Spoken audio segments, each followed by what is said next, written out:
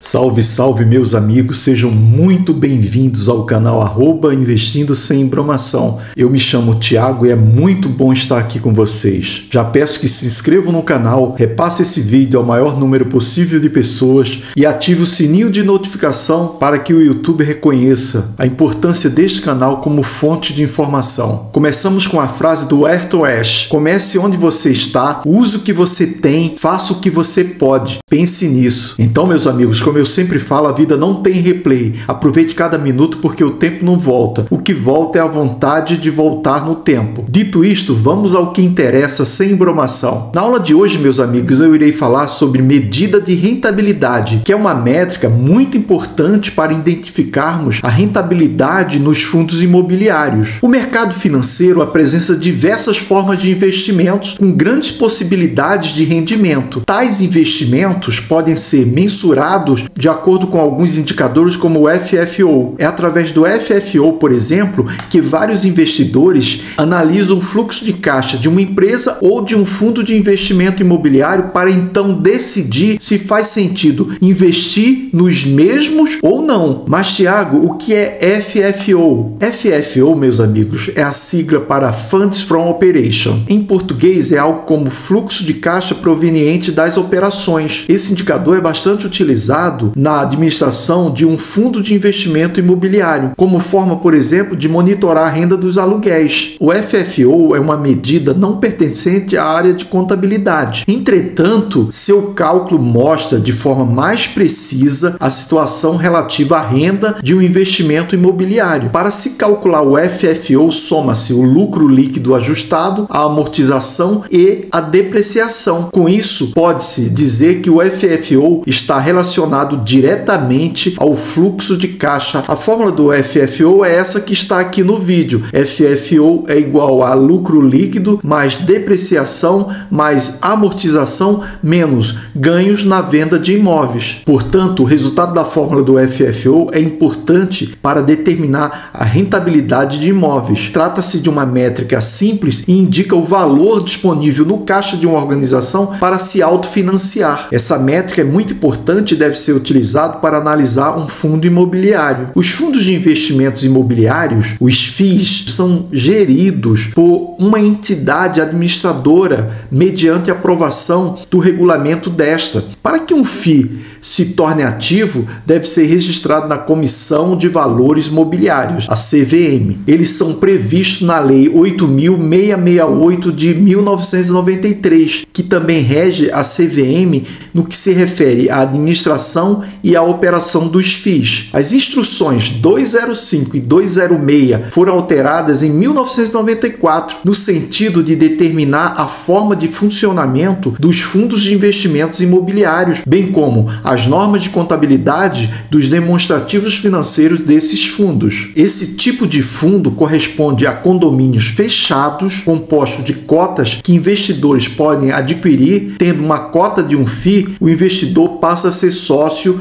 dos ativos imobiliários de um fundo. Esses fundos, por sua vez, podem incluir edifícios comerciais, shoppings, galpões logísticos, agências de bancos, propriedades cujo locatário pague um aluguel mensal, hospitais, energia solar, FOFs, que são fundos que investem em outros fundos. Enfim, existe uma gama enorme de atuação desses fundos. Assim, o investidor de FIIs recebe todos os meses uma parte da quantia advinda do aluguel ou, no caso da venda do imóvel, uma porcentagem do valor negociado. Mas, Thiago, eu quero saber como que o FFO é utilizado na análise de um FII. Meus amigos, na área de investimentos imobiliários, o cálculo do FFO é importante para avaliar o fluxo de caixa operacional gerado pelos imóveis. Essa renda se dá, em geral, através dos aluguéis. No ramo imobiliário, muitas propriedades de investimento têm seu valor aumentado com o tempo. Isso faz com que a depreciação possa ser imprecisa na descrição do valor do FII. Por isso, amortização e depreciação são acrescentadas ao lucro líquido. Portanto, quem investe em um fundo de investimentos imobiliário deve estar atento a este indicador, em especial se investir em imóveis comerciais. Os fundos imobiliários são uma opção de investimento em que o dinheiro dos investidores é aplicado em empreendimentos imobiliários. O FFO mostra, por exemplo, a situação da renda imobiliária. A longo prazo, o dividendo que o FII vai ser obrigado a pagar. Com isso, pode-se dizer que o FFO é uma medida muito útil dentro da análise dos FIIs, já que ele compensa os métodos de contabilidade de custos que pode indicar de maneira imprecisa a real situação desse fundo. Em alguns sites, como fundamentos.com, a gente encontra essa informação no FFO Yield. E o que é o FFO Yield, Tiago? O FFO Yield é uma medida financeira que indica a relação entre o fluxo de caixa operacional do FII e é representado pelo FFO, que é o dinheiro gerado pelas operações imobiliárias do fundo. Esse dinheiro pode ser utilizado para pagar despesas, investir em novos empreendimentos ou ser distribuído aos cotistas na forma de dividendos. O FFO é uma medida mais precisa do que o lucro líquido, pois leva em consideração as despesas, como eu falei, com depreciação e amortização, que são consideradas despesas não caixa. O FFO Yield é calculado dividindo-se o FFO pelo valor de mercado das cotas do FII. O resultado indica a rentabilidade que o investidor pode esperar em relação ao valor de mercado das cotas. Quanto maior for o FFO Yield, maior será a rentabilidade do seu investimento. Porém, eu vou lembrar um detalhe muito importante aqui: o FFO Yield não deve ser considerado isoladamente na hora de se avaliar um fundo imobiliário. Ele deve ser sempre analisado juntamente com outros indicadores, como a vacância nos empreendimentos, a qualidade dos ativos imobiliários, a estratégia adotada pelo gestor, a performance do administrador do fundo,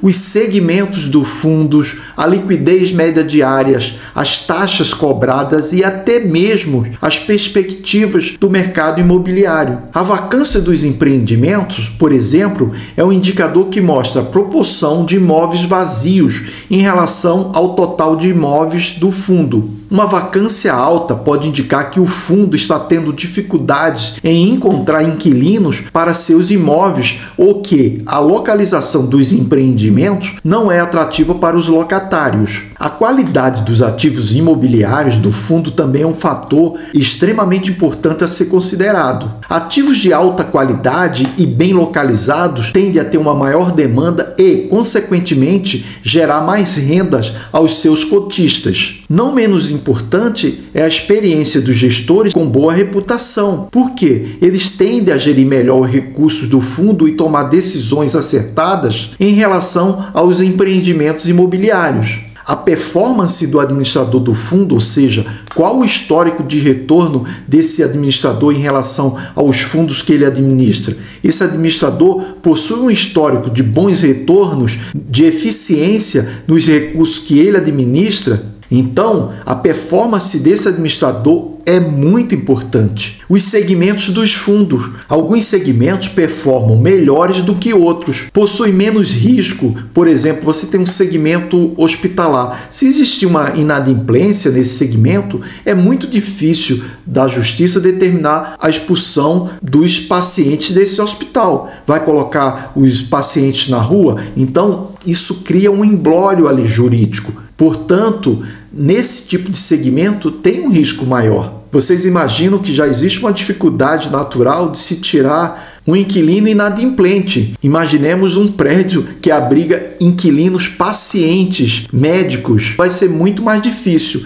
apesar que o Congresso Nacional está até revendo essa questão no caso de um inquilino normal. Tal a dificuldade de você fazer uma rescisão contratual com o inquilino que esteja inadimplente. Às vezes, tem casos que demoram 2 anos. E aí, aquela pessoa que possui um imóvel, pensando em rendimento, imaginemos ficar 2 anos sem receber o seu aluguel, que é uma fonte de renda, uma renda passiva. Isso traz um problema enorme para os proprietários. E o Congresso atualmente está revendo essa questão. Tomara que o Congresso Nacional resolva esse gargalo, que traz um problema muito grande para quem é proprietário de imóveis, visando receber o aluguel em forma de renda passiva. A liquidez média diária. Fundos com liquidez média diária baixa indica que quando você for tentar vender suas cotas desse fundo, possivelmente haverá dificuldades, pois não terão investidores do outro lado querendo comprar esses títulos. As taxas cobradas,